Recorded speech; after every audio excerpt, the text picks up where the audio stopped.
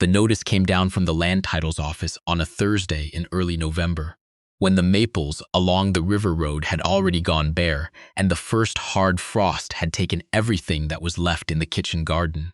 She read it standing at the post office counter in Millhaven while the postmaster sorted the afternoon mail behind her and pretended not to watch. Parcel 14, Concession 7, Lanark County. Transfer of title to be contested within 30 days or considered final.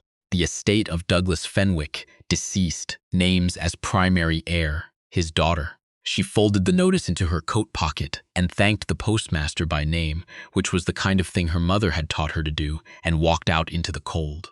Her father had been dead 6 weeks. She had not cried at the funeral, which people noticed, and she had not cried after, which people did not notice because she had gone back to the house in Millhaven, where she boarded and closed the door. She had cried twice privately, and then she had stopped, because there were things that needed doing, and crying did not help them get done. The farm was 4 hours north by train, and then another hour by road. Her brother Aldrich had been running it since their father's second stroke, running it the way a man runs something he expects to inherit, which is to say he ran it for himself first, and for the land second, and for the animals somewhere after that. She had not been back in 2 years. There had been reasons. The reasons had not been good enough, and she knew that now, but knowing it did not change the notice in her pocket. She gave her notice at the dry goods shop where she had worked since April. The owner, a careful woman named Mrs. Calder, did not ask questions. She said only that the position would be here if things did not work out, and said it in the tone of a woman who suspected things would not work out. She thanked her. She packed her trunk. She booked the Thursday train. Aldrich was not at the station when she arrived. She had not expected him to be. She hired a man with a wagon outside the feed mill and sat up on the board seat with her trunk in the back and watched the country open up around her as they went north on the 7th line. The fields were harvested and pale, the fence lines dark against the gray sky, the woodlots standing in their own shadow at the edge of each property. She knew this land. She had grown up reading it the way some people read faces. The farm came into view on the low side of a long hill, the way it always had. The house first, its white paint gone to cream and peeling at the eaves. Then the barn which her grandfather had built, and which was still sound, still the best thing on the property. Then the cattle yard, the woodshed, the old granary that listed slightly to the east. She looked at all of it the way you look at something you have been away from long enough that you can see it clearly again. Aldrich was in the yard when the wagon pulled in. He was a large man, broader than their father had been, with their father's forehead, and their mother's way of standing with his arms slightly crossed, as if he were always on the verge of an objection. He watched the wagon come down the lane and did not move toward it. She stepped down herself and reached back for her sewing bag while the hired man lifted her trunk. Aldrich said her name the way he had always said it, with a flatness that was not quite hostility and not quite welcome. She said his. He looked at her trunk. He said the notice was a mistake. He said their father had told him, more than once, that the farm was to go to the person running it, and he was the one running it, and the land titles office had made a clerical error of some kind, and he had a lawyer in Perth looking into it. He said all of this the way a man says something he has rehearsed enough times that the words have worn smooth. She listened without interrupting. She said she understood. She said she'd like to come inside. The kitchen was cold. The stove was there but had not been lit yet that morning, which meant he had been eating elsewhere or eating cold, and she did not ask which. The table was clean, but the shelf above the counter was disordered, tins pushed to the back without system, a bag of oats tipped against a jar of dried beans. The window over the sink was filming with condensation that had been left to run and dry and run again until there was a faint mineral line along the sill.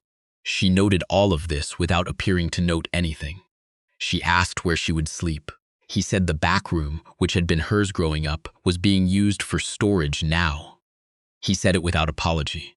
She said the front room would do. He looked at her a moment, and she could see him calculating something, and then he moved aside and she went in and set her bag on the floor and looked at the room.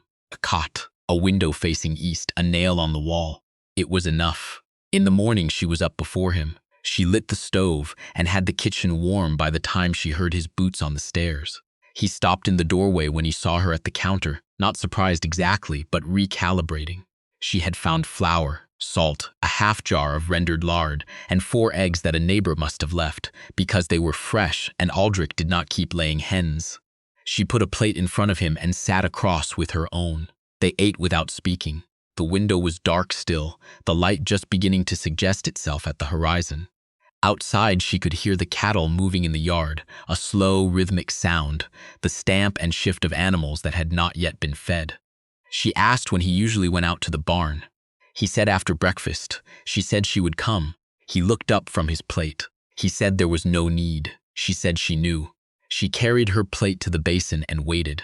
The cattle were 12 Herefords, solid animals, well selected, which was the one thing she could say for Aldrich without qualification.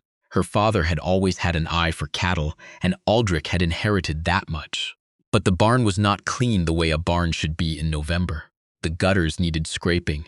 The bedding in 2 of the stalls was thin and damp, and the water in the near trough had a gray film at the edge that told her it had not been changed in several days. She moved through the stalls without comment, reading each animal the way she'd been taught, checking legs, eyes, the condition of their coats. Aldrich watched her from the barn door with his arms crossed. She came back out and said 2 of the heifers looked like they were fighting for feed at the bunk. She said if he moved the divider back 18 inches on the east side, they'd spread out and the smaller one would stop losing condition. She said the water troughs needed attention before the cold set in properly. She said the bedding in stalls 3 and 4 needed turning and thickening before the temperature dropped further. He said he knew his own barn. She said she was sure he did. She went back to the house to start on the midday meal.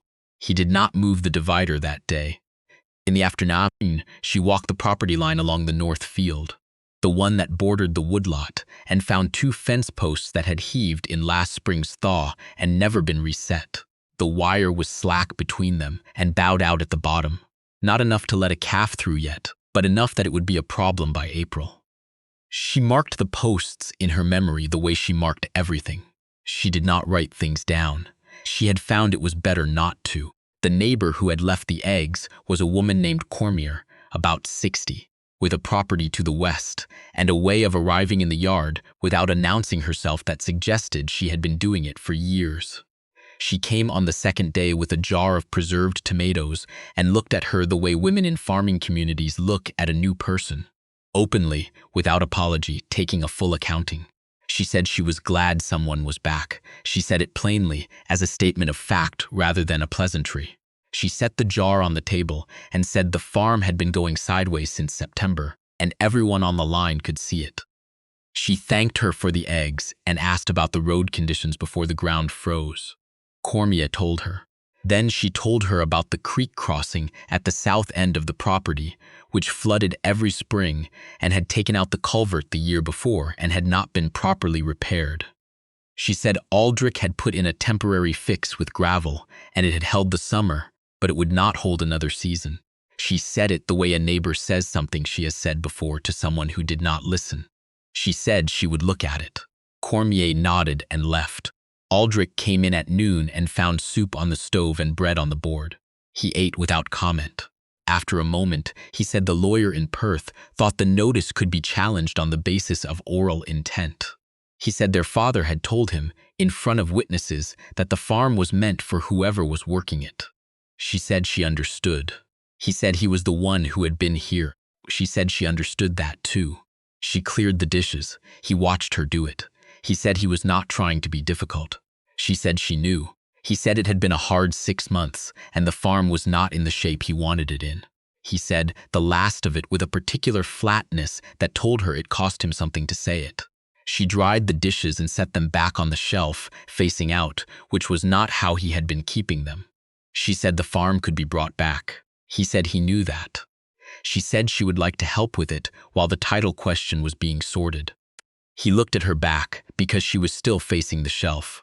He said he supposed she could stay through winter at least. It was not generosity. It was a calculation. But it was something. The pattern of their days settled the way water settles, finding the path of least resistance without anyone deciding it. She rose first and lit the stove. He went to the barn. She made breakfast. He came in. They ate without speaking most mornings, which suited them both. He went back out.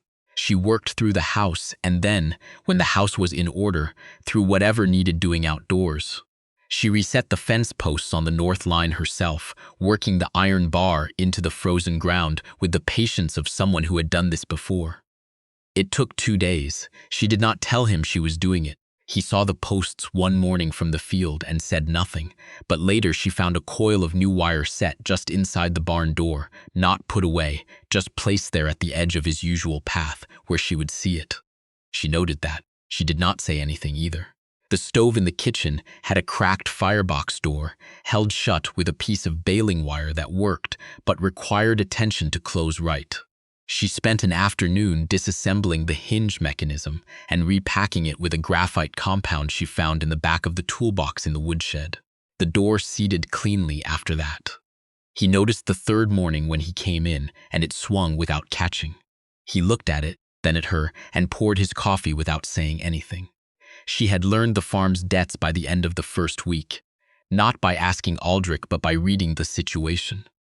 The account at the feed mill in Millhaven that had been stretched since July, the unpaid invoice from the farrier pinned to the board inside the barn door, gas bill that had been left on the kitchen table and never responded to.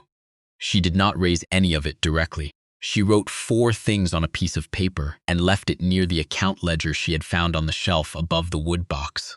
He moved the paper once, which told her he had read it. The cattle were the real business, and she understood that. She went through the herd systematically in the first 2 weeks, mornings mostly, while Aldrich was occupied with the field work that should have been done in October and was only getting done now. She moved the divider herself in the east stall one morning when he was in the back field. The smaller heifer, a compact roan with a white blaze, and something cautious in her way of moving, came forward at the bunk that evening for the first time without being pushed away. She watched this from the barn door and felt something she did not try to articulate.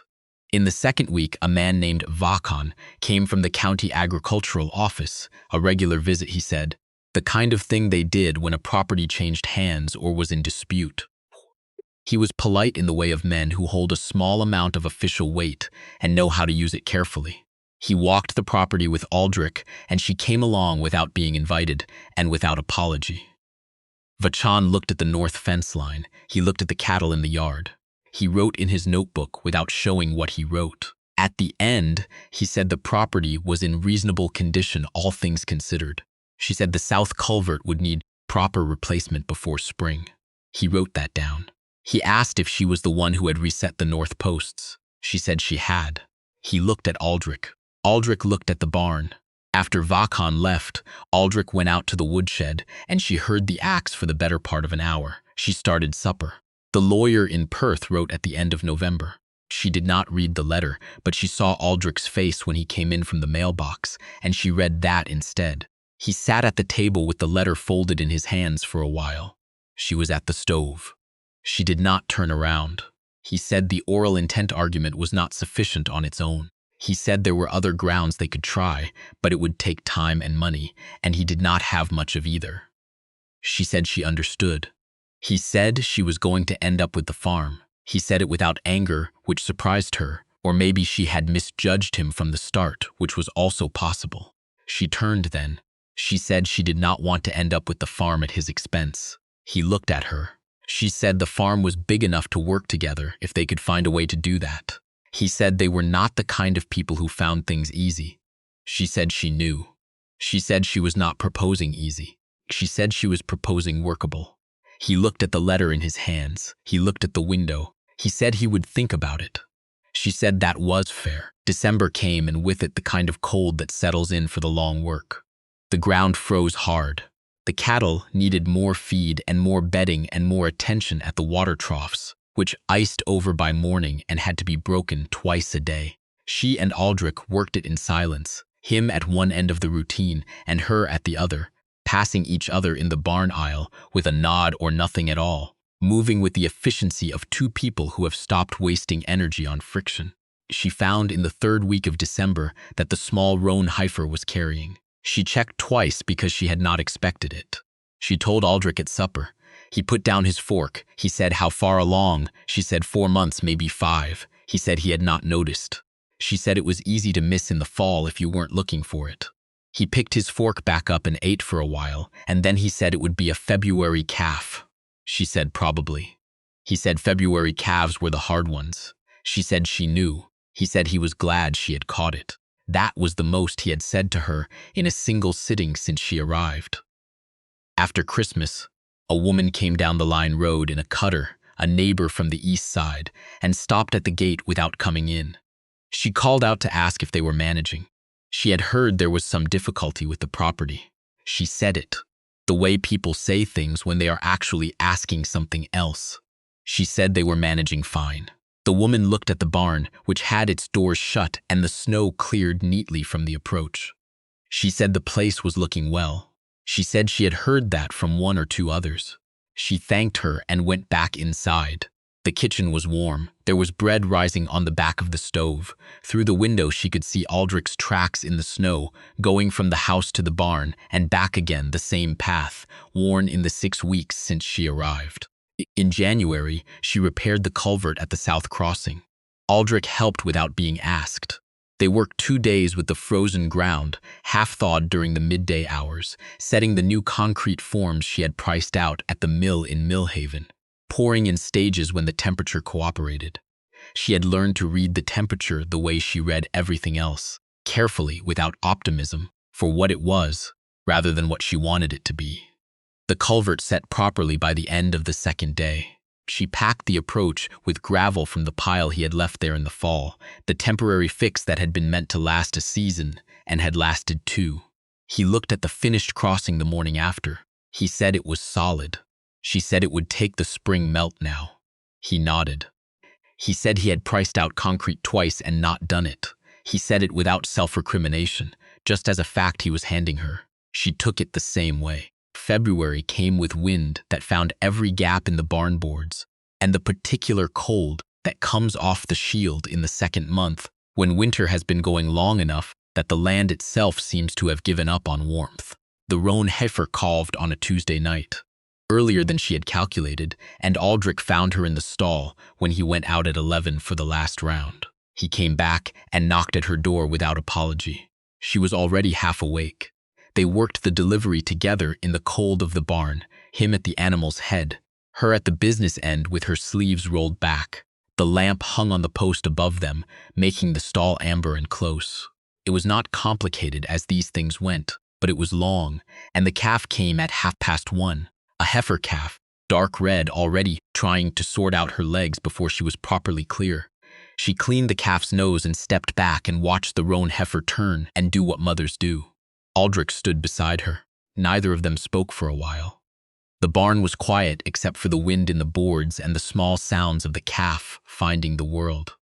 He said she was a good one. She said she thought so too. He said he would check again at 3. She said she would take the 3 o'clock if he took the 6. He looked at her. He said, "All right." She walked back to the house through the cold and the dark, the snow blue in the moonlight, the yard familiar under her feet, the way a place becomes familiar after enough days and enough early mornings. She stood in the kitchen for a moment before lighting the lamp, letting her eyes adjust, looking at the dark shapes of things she had come to know. The table, the stove, the shelf with its tins facing out. She was not certain when it had started to feel like hers. She was not certain it was hers, exactly. That was still being worked out, by lawyers and by time, and by the kind of daily accumulation that does not have a clean name. But it felt like something she was inside, rather than something she was waiting on. That was different from how it had felt in November.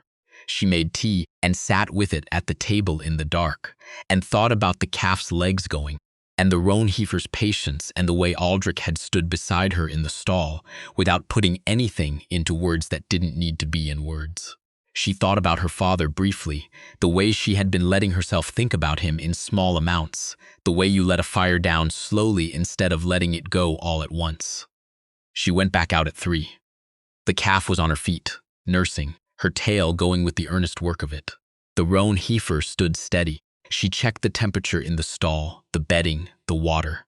She patted the heifer once on the flank, not as a gesture, just as a fact of being there. She went back inside and slept until 6. Spring came to the 7th line the way it always did in that country, grudgingly, in stages, with several false starts that left you foolish for having trusted them. But it came. The creek rose and went through the new culvert without incident, which she noted without saying anything to anyone. The north fence held through the frost heave season. The cattle came through the winter in better shape than they had gone into it, which Cormier mentioned to her one morning in April, standing at the fence between their properties, looking at the herd in the field with a satisfaction that was partly her own. She said they had worked at it. Cormier said she could see that. She said the farm was looking like itself again. That was the thing Cormier said that stayed with her. Not that it was looking well, not that it was improved, that it was looking like itself again. She thought about that on the walk back to the house, through the pale spring light, the maples just beginning to think about leafing, the laneway soft underfoot where the frost was finally out. Aldrich was at the kitchen table when she came in, the account ledger open in front of him. He did not close it when she entered, which was new. He said the feed bill was covered through to June. He said the calf would sell well in the fall, the roan heifers first, and he thought there might be 2 more coming in the summer from the other end of the herd. He said it the way he was beginning to say things, as a report rather than a declaration, as if he were telling her because she needed to know rather than because he needed her to hear him. She poured 2 cups from the pot on the stove and set one at his end of the table. She sat down with her own. He looked at the cup, then at the ledger, then at the window, where the morning light was coming in clean and pale. She looked at the same window. Outside, the field was soft and dark with the first real thaw, the soil beginning to open up after the long winter, the fence lines standing straight and clear in the distance, the property lines, the known edges of a place. Between them, the table held the ledger and the cups and the ordinary business of a morning. She put her hand flat on the table near the ledger's edge. Not on it, near it.